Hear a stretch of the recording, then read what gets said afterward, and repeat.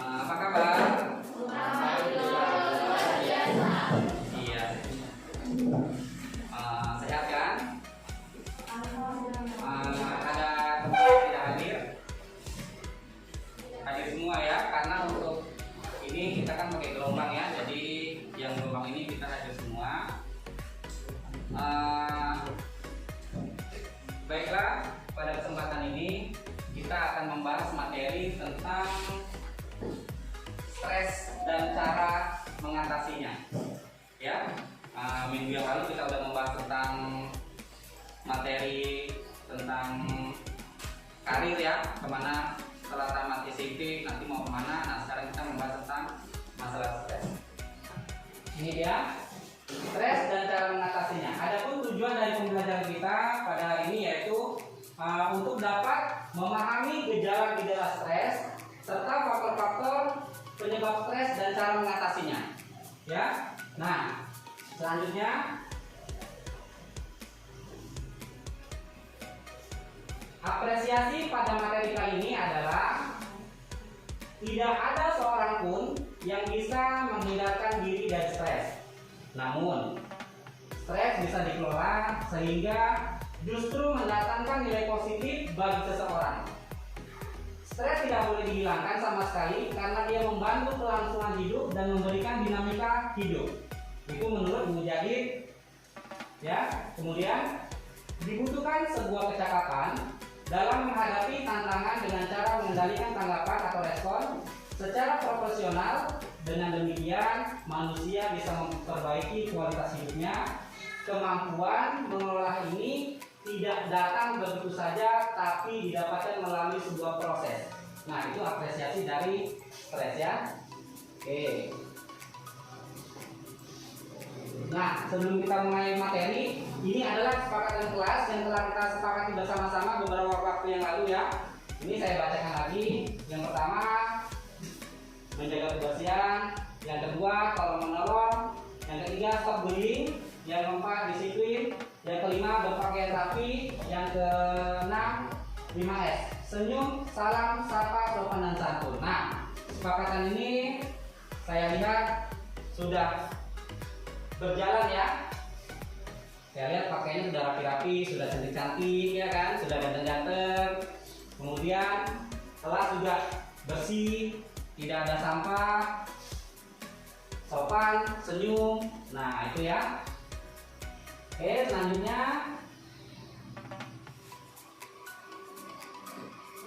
nah, ini ada tempat gambar. Jadi nanti ketika saya tampilkan ada beberapa gambar ini adalah gambar yang menunjukkan sikap ataupun keadaan kamu saat ini. Apakah kamu mengalami stres? Stres yang bagaimana kamu alami?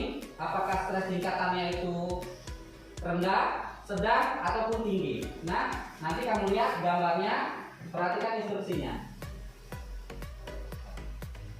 Gambar yang pertama. Nah,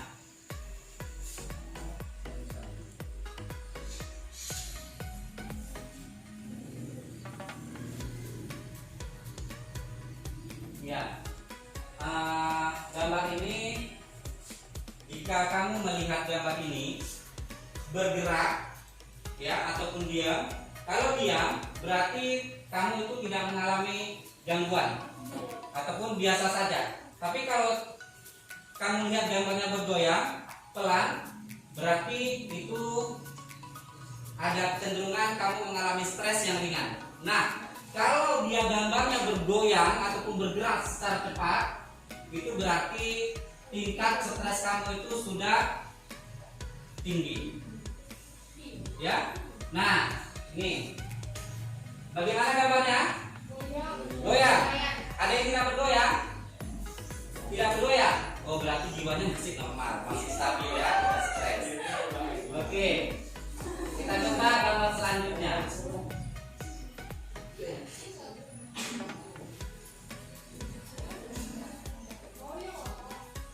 Goyang. Nah, berarti banyak yang dipikirkan ini. Beban hidup terlalu banyak kayaknya. Atau beban tugas ya, terlalu panjang ya, banyak ya. Nah, tugas PR. apalagi nanti mau ujian lagi. Nah, kalau gambar yang ini seperti apa? Apakah masih bergoyang? Enggak.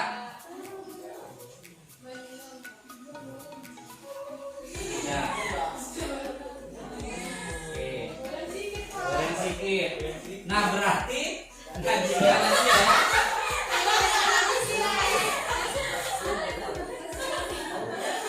Nah, ini kamu perhatikan. Coba kamu perhatikan, ada berapa titik hitam? Nah, titik hitam pindah-pindah. Oke, gambar kita cukupkan sampai sini. Nah, tadi saya tanya sama kamu, apa respon kamu terhadap gambar ini? Ada kamu yang mengatakan responnya Pak, gambar tidak bergerak, ya kan? Naswa, gambar tidak bergerak katanya. Nah dia Pak, goyangnya terlalu kencang. Oh enggak, goyang. Yang lain goyangnya biasanya pelan. Nah, itu berarti yang menunjukkan keadaan kamu pada saat ini berbeda-beda. Naswa mungkin pada gambar pertama tidak melihat ada gerakan di gambar tersebut. Nah dia, ya Kak, itu ada goyangannya agak lumayan. Nah berarti tingkat stresannya itu dia sudah nampak. Nah, jika kamu ya ingin bercerita, curhat tentang masalah-masalah kamu, bisa hubungin saya, bisa lewat WA, chat pribadi ya, atau bisa nanti kamu buat kemari jumpai saya Pak, saya ingin curhat. Nah, seperti itu ya. Oke, ini kita tutup. Ini tadi lihat sendiri ya, gambar yang kamu perhatikan tadi seperti apa. Nah, ini ada video animasi. Tapi sebelum kita mulai kalian menonton video ini, saya biar tidak kaku, ada sebuah permainan namanya tepuk ya, permainan tepuk. Jadi ingat kata kunci dari saya itu tepuk, tepuk ya. Oke, kalau saya bilang tepuk 1, berarti tepuknya sekali. Kalau saya bilang tepuk 2, tepuknya 2 kali. Sampai selanjutnya ya, tepuk 3, tepuknya 3 kali. Ingat kata kuncinya tepuk. Ya, oke. Ini memerlukan konsentrasi yang bagus, yang tinggi. Ya, tepuk 1, tepuk 2, tepuk 3, 2. Ingat kata kunci tepuk. Kita ulangi lagi, berarti belum, masih ada yang konsen. Tepuk 1, tepuk 2, 3. Iya, jadi masih belum konsentrasi ya. Nanti kita coba lagi ya.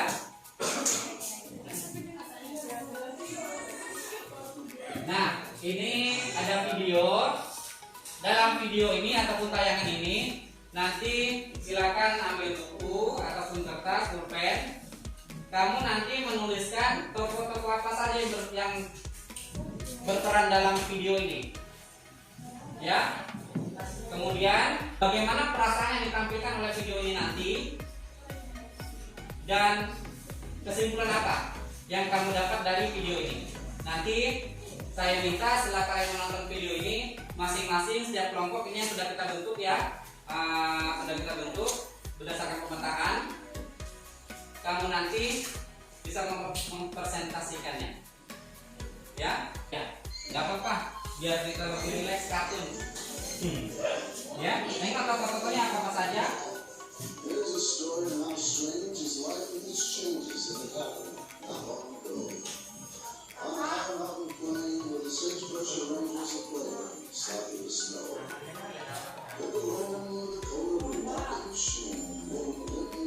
Jangan fokus sama gambar, sama perannya, tapi kamu lihat juga kasus apa yang ada dalam video tersebut.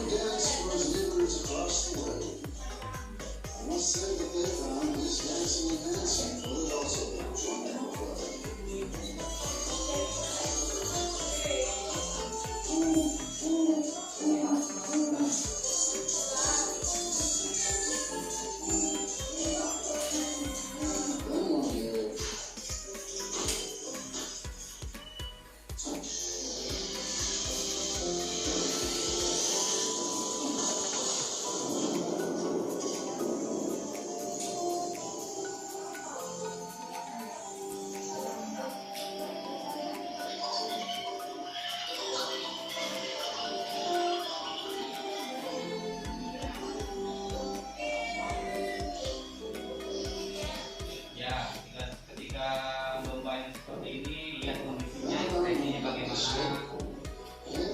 kemudian siapa yang datang?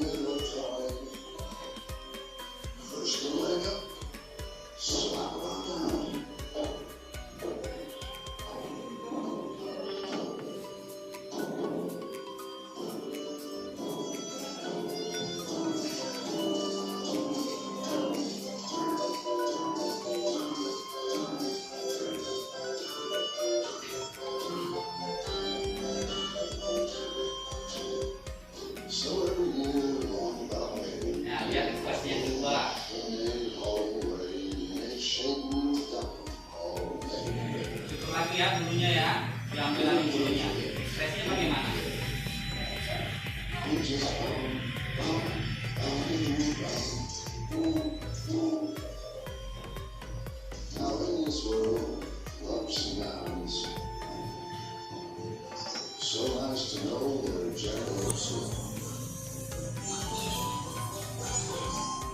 Oke, tamat. Nah, silakan kamu simpulkan ya. Tokoh-tokoh apa aja yang ada di video animasi ini tadi. Kemudian apa yang dapat kamu simpulkan dan setelah kamu menonton video ini ya.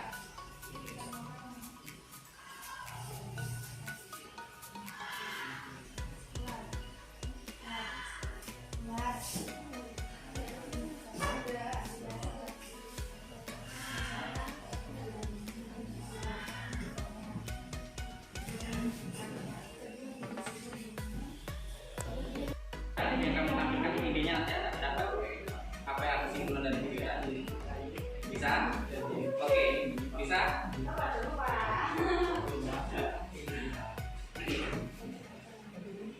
Sudah?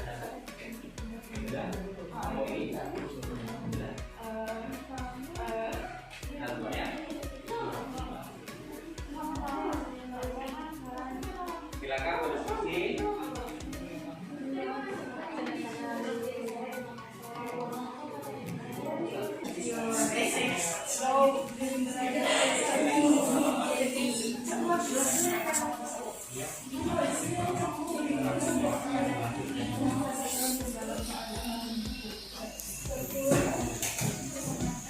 Oke, kita sama-sama mendengarkan penjelasan dari kelompok kedua, kelompok 2 ya. Silakan siapa yang ingin mempresentasikan silakan berdiri. Yang lain kalau dengarkan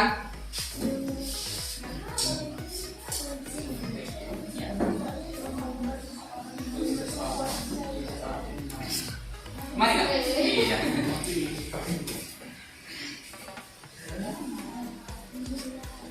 Assalamualaikum warahmatullahi wabarakatuh. Waalaikumsalam warahmatullahi wabarakatuh. Selamat pagi Bapak Ibu. Di sini saya akan menyimpulkan dari isi dan cerita tersebut. Di awal saya mendapatkan gagasan pokoknya waktu kelinci domba masih berbentuk dengan seutuhnya, dengan bulunya yang masih bagus. lalu diseret dia dengan manusia, terus dicukurlah bulunya yang tadi.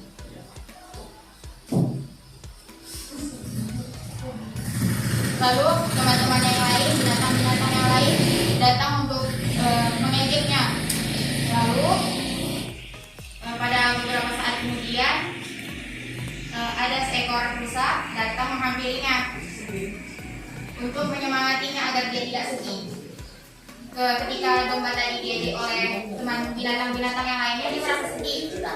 Begitulah beberapa saat rusanya datang untuk menyemangatinya karena dia tadi sedih. Terus diajaklah dia untuk bergembira dan bermain bersama. Lanjut, waktu dia di season keduanya, cerita keduanya, beberapa saat kemudiannya lagi, ternyata si domba ini diseret lagi oleh manusia untuk dicukur bulunya lagi.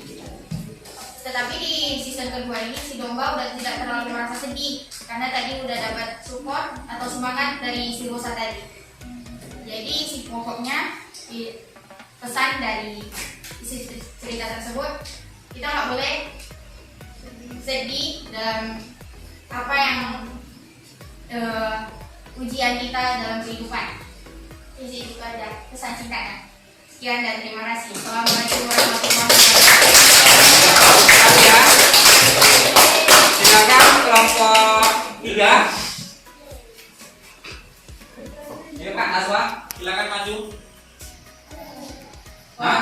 Oke, maju dulu. Oke, maju. Siapa yang mau tampil? Farizi.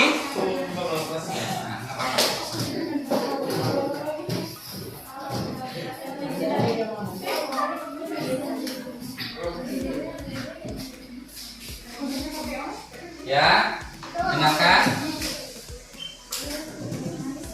Assalamualaikum warahmatullahi wabarakatuh. Waalaikumsalam warahmatullahi wabarakatuh. Saya Farizal perwakilan dari kelompok 3.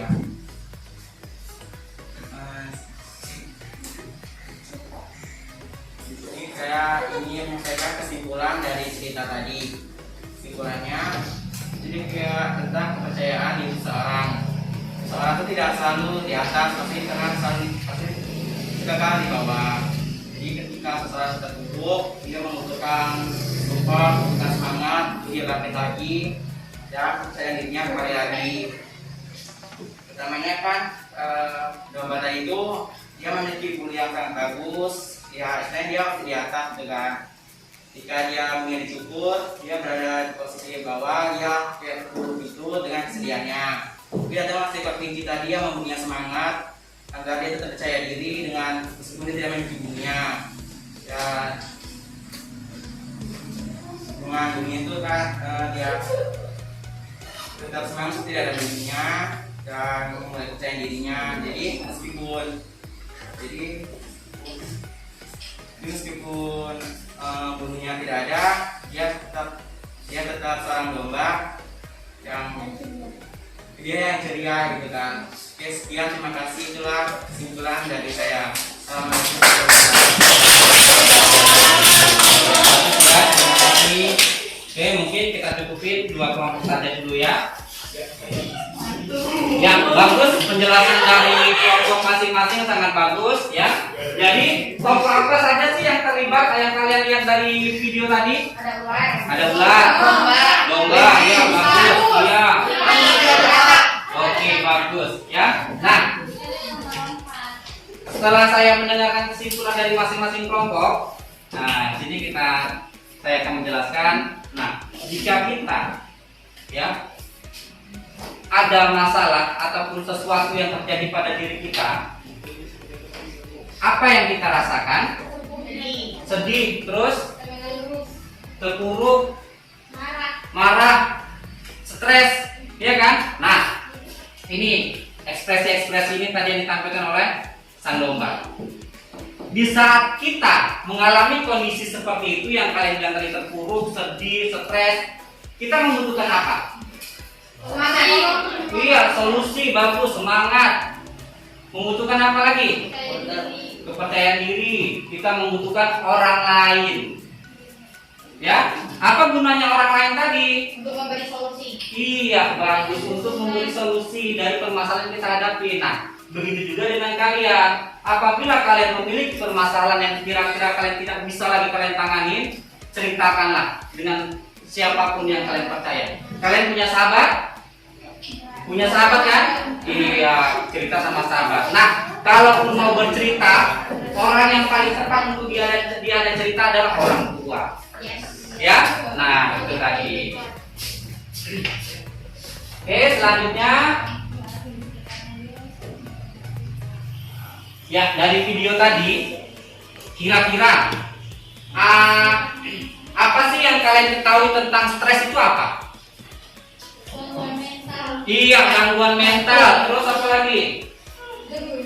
Gangguan kejiwaan bisa juga, ya kan?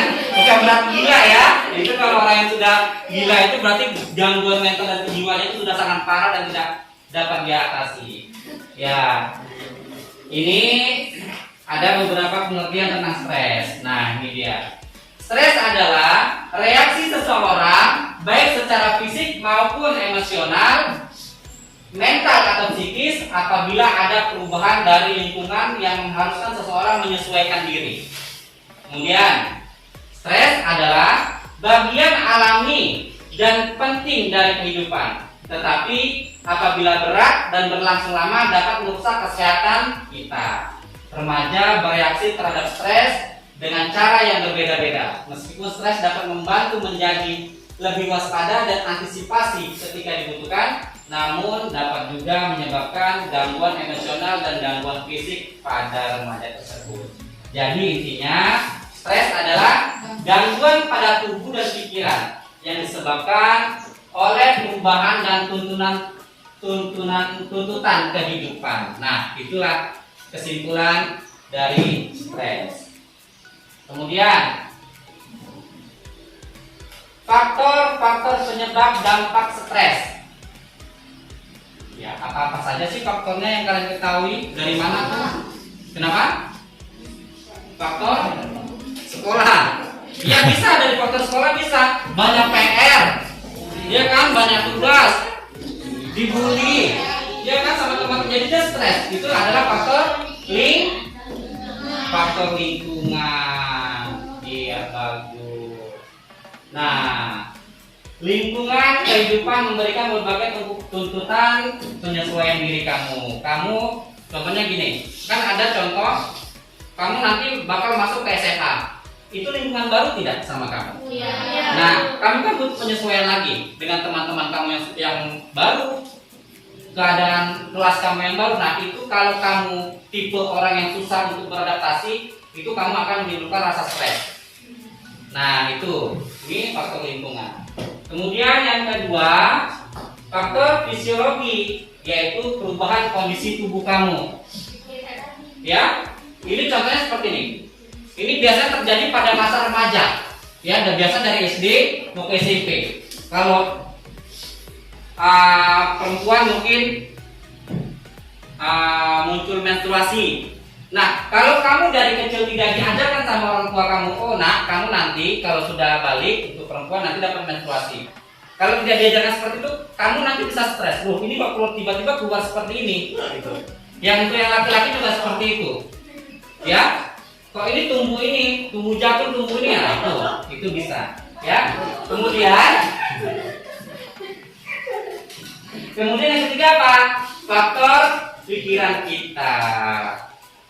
Sudah pasti stres itu yang utama itu karena pikiran kita. Kalau kita mikirin sesuatu yang macam-macam, pasti penyakit akan timbul pada diri kita. Jadi intinya kita tenangkan pikiran kita, jangan pernah berpikiran negatif, tetap selalu berpikiran positif. Ya?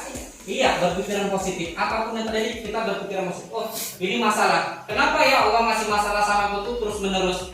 Nah, kita nggak usah. Udahlah, berarti kan Allah ini nggak sayang sama aku. Ya, jangan pernah berpikiran seperti itu. Kita harus berpikir positif. Oh, ini ujian hidup aku. Jika aku bisa melewati ini semua, maka kedepannya aku bisa menjalankan hidup ini dengan lebih baik lagi. Itu, ya, pikiran positifnya. Kemudian, nah, ini gejala-gejala stres yang dialami remaja. Di antaranya sebenarnya gejala-gejalanya banyak ya. Nah, cuman ini saya ambil beberapa saja. Yang pertama, kehilangan minat dan kegembiraan pada hampir semua aktivitas. Dan hal ini hampir setiap hari terjadi. Ya, kamu kalau sudah stres atau ada masalah, biasanya mau ngapa-ngapain enak nggak? Enggak kan? Bad mood, iya bad mood. Mau ngapa-ngapain malas, disuruh nyapu, disuruh kerja aja pun malas kan? Oke. Kemudian berat badan mengalami penurunan. Iya, karena nggak selera makan, padahal dia nggak sedang diet. Iya kan? Makanya kalau untuk perempuan-perempuan atau laki-laki yang mau kurus badannya cepat, banyak pikiran. Enggak, itu salah ya. Iya. Ini gejala-gejala. Yang ketiga, susah tidur. Susah tidur malam karena kita memikirkan permasalahan yang kita hadapi. Jadi kita sehingga mau tidur itu aja pun susah. Ya. Kemudian mengalami penurunan minat dalam melakukan aktivitas yang terjadi setiap hari, sama-sama poin 1 ya. Kemudian yang selanjutnya lagi, merasa dirinya tidak berguna dan berharga secara berlebihan. Ya, ini biasa sering terjadi pada orang stres. Kemudian kehilangan kemampuan untuk berpikir dan berkonsentrasi. Ya betul ya. Mau mengerjakan PR, udah bad mood dan semua lah kacau itu. Nah, ya betul kan? Iya. Kemudian munculnya perasaan sedih hampir setiap hari. Apalagi kalau ini kalian ya perempuan-perempuan ini ataupun ini biasanya ini anak remaja ini ya, padahal sudah dilarang pun tetap dilakukan. Pacaran. Ya kan? Putus sama pacar, ngurung diri di kamar, nggak mau makan, nangis setiap hari sampai matanya bengkak. Padahal itu tidak berguna. Ya belum saatnya. Oke, kemudian munculnya pikiran-pikiran tentang kematian, ide bunuh diri. Nah, ini orang yang sudah stresnya tingkat tinggi. Sehingga kalau kita sudah pikiran dan stres tingkat tinggi, ini masuklah bisikan-bisikan setan. Banyak kan yang terjadi di berita-berita bunuh diri, ya kan? Nah, mau apa? Nah, ini dia. Makanya kita kalau sedang mengalami suatu permasalahan, berpikir positif lah.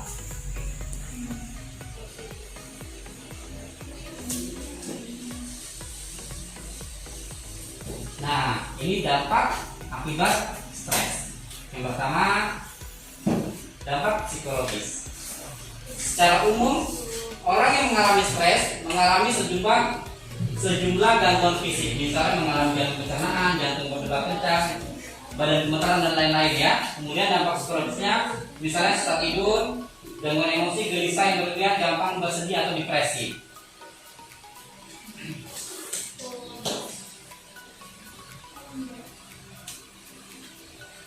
Nah, bagaimana sih cara menangani stres?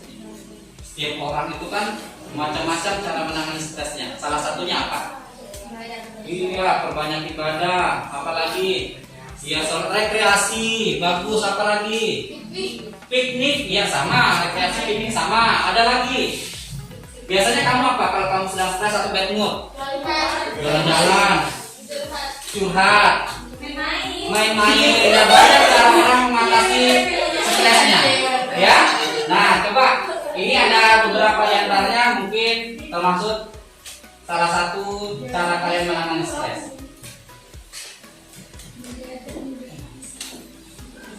Langkah pertama dengan cara merubah cara kita melakukan sesuatu. Ini pola pikir.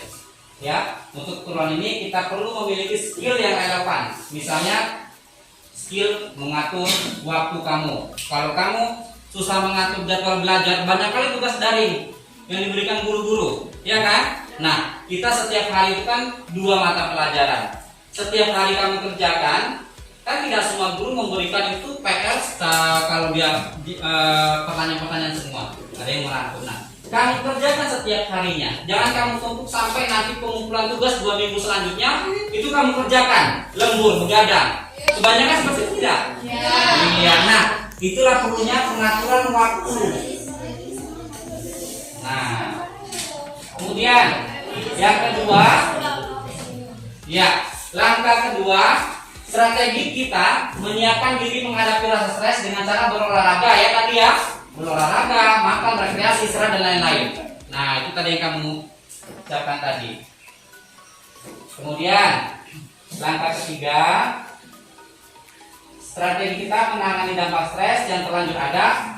Kalau diperlukan meminta bantuan jaringan sportif atau social network ataupun bantuan profesional. Nah, ini juga yang kamu bilang tadi, seperti yang video domba tadi, ketika dia ada mengalami suatu permasalahan, dia curhat ke orang lain. Jadi permasalahan yang kamu hadapi tidak kamu pendam. Karena permasalahan itu ibarat gunung es. Tahu gunung es? Dari luar nampaknya sedikit. Gunung es yang di lautan itu kan, tapi kalau kita telusurin permasalahan sesungguhnya itu ada di bawahnya tadi, sudah berakar-akar permasalahan. Nah itu tadi, ya. Kalau kamu curhat dengan kamu bercerita dengan orang lain, sebagian permasalahan yang kamu hadapi itu akan berkurang karena kamu itu sudah merasa lega dengan menceritakan permasalahan kamu dengan orang lain. Kamu sedikit lega karena tidak kamu pendam sendiri. Nah itu dia. Kemudian langkah keempat, pelajari skill relaksasi yang amat menolong segera dengan cara melakukan teknik stop. Nah, mungkin kamu belum pernah dengar dengan nama teknik stop mungkin, tapi kamu mungkin sering menerapkannya. Tekniknya yaitu tarik nafas dalam-dalam secara teratur. Nah, sekarang coba kita praktekkan teknik stop ini bagaimana, ya? Ikutin instruksi dari saya. Ya, cari tempat posisi duduk yang kamu anggap enak. Ya, badan jangan dibongkokkan. Duduk, posisi duduk yang enak, yang nyaman. Sekarang letakkan tangan di paha kamu. Iya, di paha. Sekarang pejamkan mata. Pejamkan mata. Kamu bayangkan kamu berada di suatu tempat yang kamu rasa itu nyaman. Bisa seperti di pantai, di pegunungan, atau di mana di tempat-tempat yang kamu merasa itu aku nyaman berada di sini. Oke, konsentrasi, pejamkan mata, relax, ikutin instruksi dari saya. Tarik napas, perlahan-lahan keluarkan dari mulut. Tarik lagi, kita ulangi sampai 3 kali. Ya, sambil kamu bayangkan tempat itu suatu tempat yang sangat menenangkan hati kamu. Ulangi lagi. Jika sudah, buka matanya. Oke, silakan buka mata. Nah, itu nanti teknik stop ini bisa kamu terapkan. Kalau kamu sering bingung ataupun sedang ada masalah seperti itu, stop dulu dari segala aktivitas, ya, stop dulu dari segala aktivitas, lakukan teknik stop ini, tarik nafas dalam-dalam. Oke, seperti itu kurang lebih caranya seperti itu. Nah, metode ini merupakan metode teknik yang paling sederhana yang bisa menolong kita menenangkan respon kalian secara psikologi, pikiran yang dimiliki oleh perasaan kita.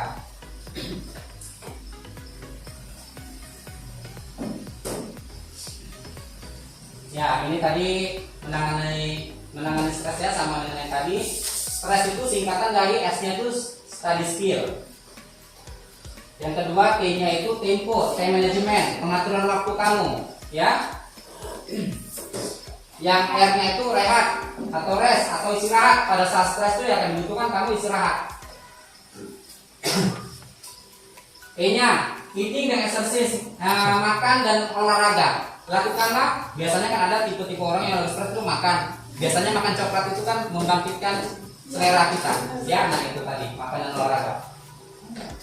Kemudian S-nya self talk itu percakapan kalbu. Nah, percakapan kalbu ini maksudnya ketika kamu sedang menemukan jalan buntu, tanya hati kamu. Tanya hati kamu karena hati kita tidak akan pernah bohong. Ya. Nah, tapi dengan pikiran yang tenang. Kemudian social support itu jaringan pendukung seperti kita curhat dengan orang, sahabat, orang tua, atau sekolah dengan diri kamu. Nah, itu tadi. Ya, inilah cara menangani stres. Nah, di akhir materi ini ada sedikit kata-kata motivasi pada hari ini akan saya berikan.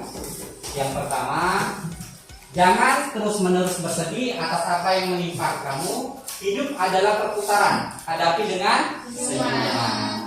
Kemudian yang kedua, berusaha sekuat dan semampu yang kita bisa. Katakan pada hati kita bahwa harapan tidak akan pernah mati. Ya, harapan kita tidak akan pernah mati. Pasti ada setiap permasalahan ada jalan keluarnya. Kemudian kata-kata motivasi yang ketiga, lepaskan rasa penatmu, nikmati rasa sedihmu, dan berjanjilah untuk bangkit setelah itu. Nah, itulah kata-kata motivasi kita pada hari ini. Semoga materi yang saya berikan pada hari ini bermanfaat untuk kamu, apalagi kamu sebentar lagi mau ujian, banyak tugas bisa kamu terapkan agar kamu tidak stres.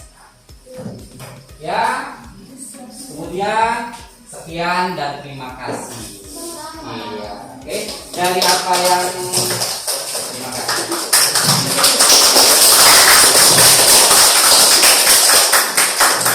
Ya, dari sini ada yang ingin disampaikan. Kita cukupkan pertemuan kita pada hari ini. Nanti minggu depan kita lanjutkan dengan materi yang berbeda, dengan insya Allah dengan video-video ataupun pembelajaran yang lebih bervariasi lagi. Ya, lebih dan kurang saya mohon maaf. Saya akhiri, wabillahi taufiq wal hidayah. Assalamualaikum warahmatullahi wabarakatuh. Waalaikumsalam warahmatullahi wabarakatuh. Dari sini langsung pulang, jangan lagi kemana-mana, tetap jaga kesehatan ya. Tetap keluar rumah pakai masker, tetap jaga jarak ya. Oke, sudah boleh keluar. Jadi ya.